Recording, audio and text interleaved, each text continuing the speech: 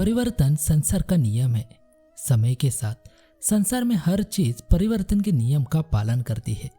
सत्य कभी दावा नहीं करता कि मैं सत्य हूं, लेकिन झूठ हमेशा दावा करता है कि सिर्फ मैं ही सत्य हूं। नरक के 3 द्वार है, वासना, क्रोध और लालच। किसी का अच्छा ना कर सको तो बुरा भी मत करना, क्योंकि दुनिया कमजोर है लेकिन दुनिया बनाने वाला नहीं। सदैव संदेह करने वाले व्यक्ति के लिए प्रसन्नता न इस लोक में है और ना ही कहीं और।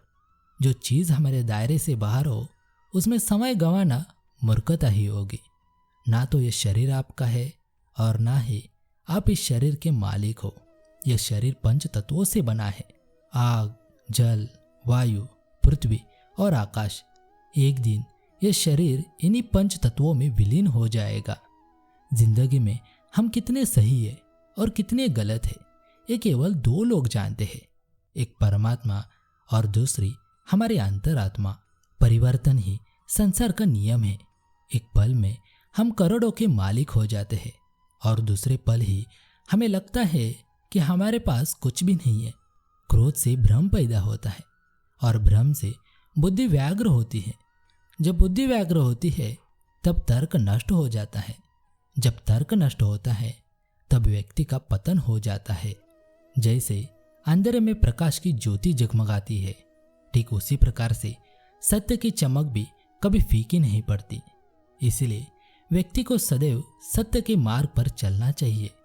मनुष्य जिस रूप में ईश्वर को याद करता है, ईश्वर भी उसे उसी रूप में दर्शन देते हैं। अपने आप को भगवान के प्रति समर्पित कर दो, यही सबसे बड़ा सहारा है। जो कोई भी इस सहारे को पहचान गया वह डर, चिंता और दुखों से आजाद रहता है। इंद्रियों की दुनिया में कल्पना सुखों की प्रथम शुरुआत है और अंत भी, जो दुख को जन्म देता है। मन की गतिविधियों, होश, श्वास और भावनाओं के माध्यम से भगवान की शक्ति सदा तुम्हारे साथ है और लगातार तुम्हें बस एक साधन की तरह प्रयोग करके सभी कार्य कर रही है। बुरे कर्म करने वाले सबसे नीच व्यक्ति, जो राक्षसी प्रवृत्तियों से जुड़े हुए हैं और जिनकी बुद्धि माया ने हर ली है, वो मेरी पूजा या मुझे पाने का प्रयास नहीं करते हैं। बुद्धिमान को अपनी चेतना को एकजुट करना चाहिए और फल के लिए इच्छा छोड़ देनी चाहिए। सज्जन व्यक्तियों को सदैव अच्छा व्यवहार करना चाहिए, क्योंकि इन्हीं के पद चिन्हों पर सामान्य व्यक्ति अपने रास्ते चुनता है। अपने अनिवार्य कार्य करो, क्योंकि वास्तव में कार्य करना निष्क्रियता से बेहतर है। इस संपूर्ण संसार में कोई भी व्यक्ति महान नहीं जन्मा होता है, बल्कि उसके कर्म उसे महान बनाते हैं। गीता में कहा गया है, कोई भी अपने कर्म से भाग नहीं सकता, कर्म का फल तो भुगतना ही पड़ता है। अपने कर्म का पालन करो, क्योंकि वास्तव में कर्म अकर्म से बेहतर है। सही कर्म वह नहीं है जिसके परिणाम हमेशा सही हो, अपितु सही कर्म वह है जिसका उद्देश्य कभी गलत ना हो। इंसान हमेशा अपने भाग्य को कोसता है, यह जानते हुए भी कि भाग्य से भी ऊंचा उसका कर्म है, जिसके स्वयं के हाथों में है। ज्ञानी व्यक्ति ज्ञान और कर्म को एक रूप में देखता है। ज्ञानी व्यक्ति को कर्म के प्रतिफल की अपेक्षा कर रहे अज्ञानी व्यक्ति के दिमाग को अस्थिर नहीं करना चाहिए। अप्राकृतिक कर्म बहुत तनाव पैदा करता है। किसी और का काम पूर्णता से करने से कहीं अच्छा है कि अपना काम करे, भले ही उसे अपूर्णता से करना पड़े। अच्छे कर्म करने के बावजूद भी लोग केवल आपकी बुराई ही याद रखेंगे। इसीलिए लोग क्या कहते हैं इस पर ध्यान मत दो, तुम अपना कर्म करते रहो। कर्म उसे नहीं बांधता जिसने काम का त्याग कर दिया है। जन्म लेने वाले के लिए मृत्यु उतनी ही निश्चित है जितना कि मृत्यु होने वाले के लिए जन्म लेना। इसलिए जो अपरिहार्य है उस पर शोक मत करो। आत्मा किसी काल में भी न जन्मता है और न मरता है, और न यह एक बार होकर फिर अभाव रूप होने वाला है। आत्मा अजन्मा, नित्य, शाश्वत और पुरातन है। शरीर के नाश होने पर भी इसका नाश नहीं होता। जैसे मनुष्य जीर्ण वस्त्रों को त्याग कर दूसरे नए वस्त्रों को धारण करता है, वैसे ही देही जीवात्मा पुराने शरीर को त्याग कर दूसरे नए शरीर को प्राप्त होता है। जो आत्मा को मारने वाला समझता है और जो इसको मरा समझता है, वे दोनों ही नहीं जानते हैं, क्योंकि यह आत्मा न मरता है और न मारा जाता है। वह जो मृत्यु के समय मुझे स्मरण करते हुए अपना शरीर त्यागता है, वह मेरे धाम को प्राप्त होता है, इसमें कोई संशय नहीं है। लोग आपके अपमान के बारे में हमेशा बात करेंगे। सम्मानित व्यक्ति के लिए अपमान मृत्यु से भी बदतर है। श्री कृष्ण कहते हैं, मैं ऊष्मा देता हूँ, मैं वर्षा करता हूँ और रोकता भी हूँ, मैं अमरत्व भी हूँ और मृत्यु भी। श्री कृष्ण कहते हैं, व्यक्ति जो चाहे बन सकता है यदि वह विश्वास के साथ इच्छित वस्तु पर लगातार चिंतन करे। जब वे अपने कार्य में आनंद खोज लेते हैं, तब वे पूर्णता प्राप्त करते हैं। याद रखना, अगर बुरे लोग सिर्फ समझाने से समझ जाते तो बांसुरी बजाने वाले भी कभी महाभारत होने नहीं देता। जो बीत गया उस पर दुख क्यों करना, जो है उस पर अहंकार क्यों करना, जो आने वाला है उसका मोह क्यों करना। हमारे व्यर्थ की चिंता और मन का भय एक ऐसा रोग होता है जिससे हमारी आत्मीय शक्ति बिखर जाती है। हर व्यक्ति का विश्वास उसकी प्रकृति के अनुसार होता है। जो इंसान किसी की कमी को पूरी करता है वह सही अर्थों में महान होता है। जो हुआ वह अच्छे के लिए हुआ है, जो हो रहा है वो भी अच्छे के लिए ही हो रहा है, और जो होगा वह भी अच्छे के लिए ही होगा। हे पार्थ, मैंने और तुमने अपने कर्तव्य को निभाने के लिए धरती पर कई अवतार लिए हैं, लेकिन मुझे याद है और तुम्हें नहीं।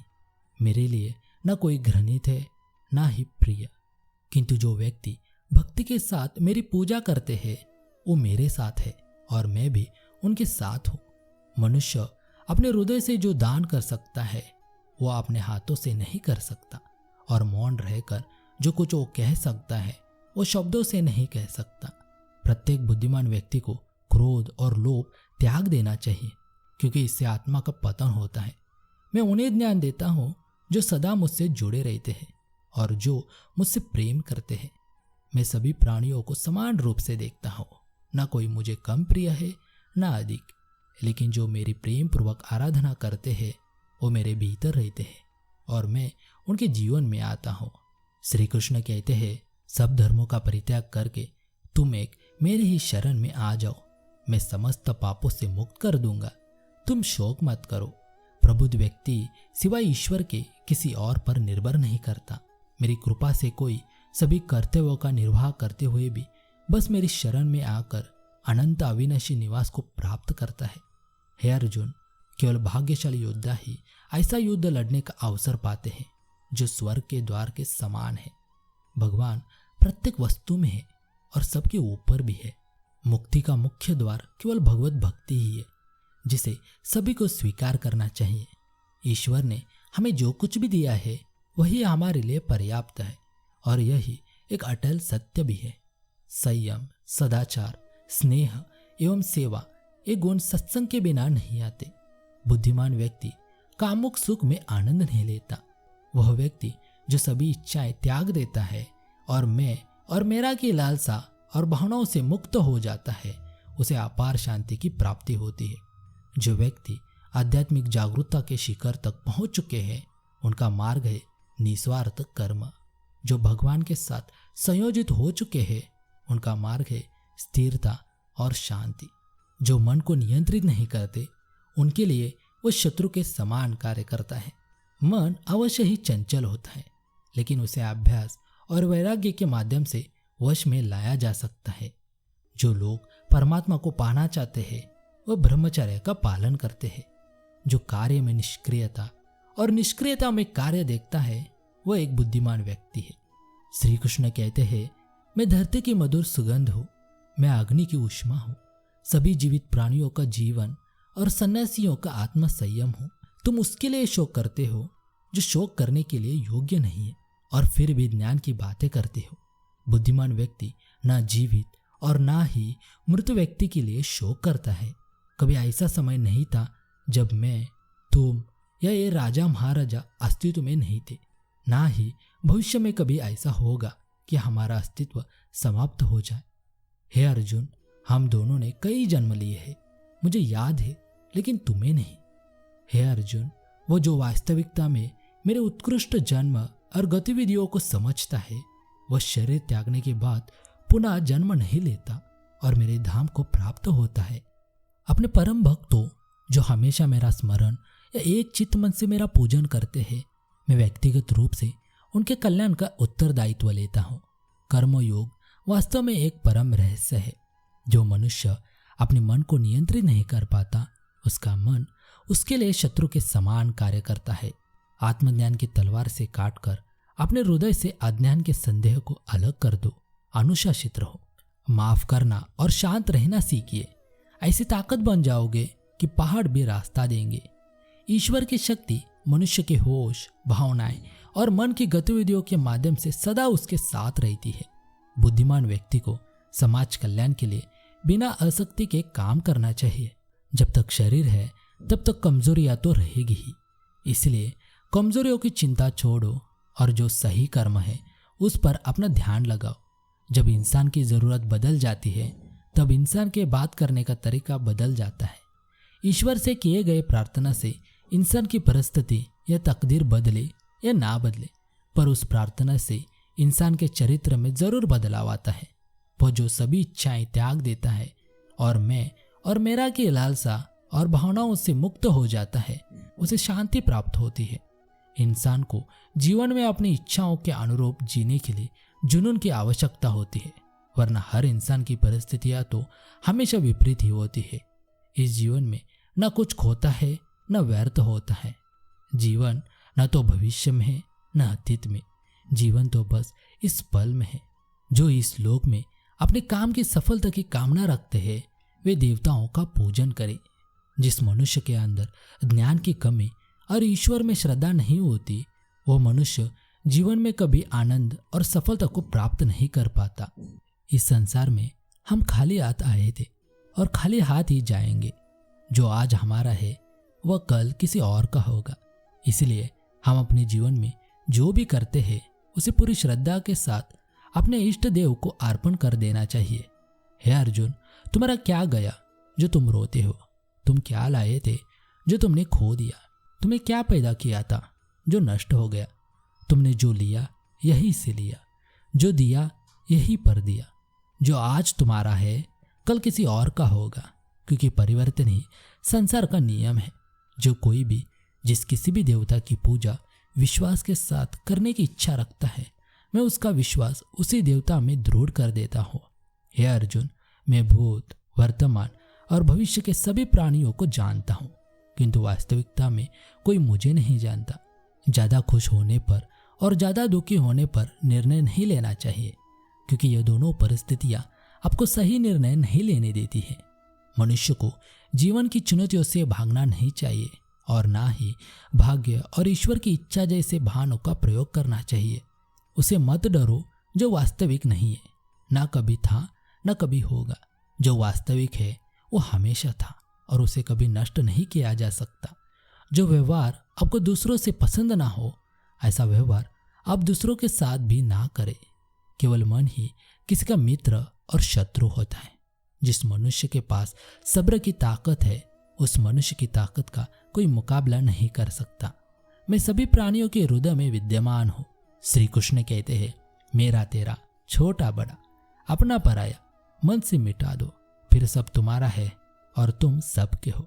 किसी भी व्यक्ति को ना तो समय से पहले और ना ही भाग्य से अधिक कुछ मिलता है, लेकिन उसे सदैव पाने के लिए प्रयत्नशील रहना चाहिए। इतिहास कहता है कि कल सुख था, विज्ञान कहता है कि कल सुख होगा, लेकिन धर्म कहता है अगर मन सच्चा और दिल अच्छा हो तो हर रोज सुख होगा। मनुष्य को परिणाम की चिंता किए बिना लोभ, लालच और निस्वार्थ और निष्पाप होकर अपने कर्तव्यों का पालन करना चाहिए। मानव कल्याण ही भगवत गीता का प्रमुख उद्देश्य है। इसलिए मनुष्य को अपने कर्तव्यों का पालन करते समय मानव कल्याण को प्राथमिकता देनी चाहिए। लोग आपके सम्मान के बारे में हमेशा बात करेंगे। सम्मानित व्यक्ति के लिए अपमान मृत्यु से भी बदतर है। ऐसा कुछ भी नहीं चेतन या अचेतन जो मेरे बिना अस्तित्व में रह सकता हो। मन अशांत है और उसे नियंत्रित करना कठिन है, लेकिन अभ्यास से इसे वश में किया जा सकता है। चुप रहने से बड़ा कोई जवाब नहीं और माफ कर देने से बड़ी कोई सजा नहीं। मनुष्य अपने विश्वास से निर्मित होता है। जैसे वो विश्वास करता है वैसा वो बन जाता है। प्रबुद्ध व्यक्ति के लिए गंदगी का ढेर, पत्थर और सोना सभी समान है। जब जब इस धरती पर पाप, अहंकार और अधर्म बढ़ेगा तो उसका विनाश कर पुनः धर्म की स्थापना करने हेतु मैं अवश्य अवतार लेता रहूंगा। जिस प्रकार से प्राकृतिक मौसम में बदलाव आता है, ठीक उसी प्रकार से जीवन में भी सुख दुख आता रहता है। वो कभी स्थायी नहीं रहते हैं। मनुष्य इस पृथ्वी पर ज्ञान प्राप्त करने के लिए ही आया है। जो ज्ञान प्राप्त नहीं कर रहा है वो मृत के समान है।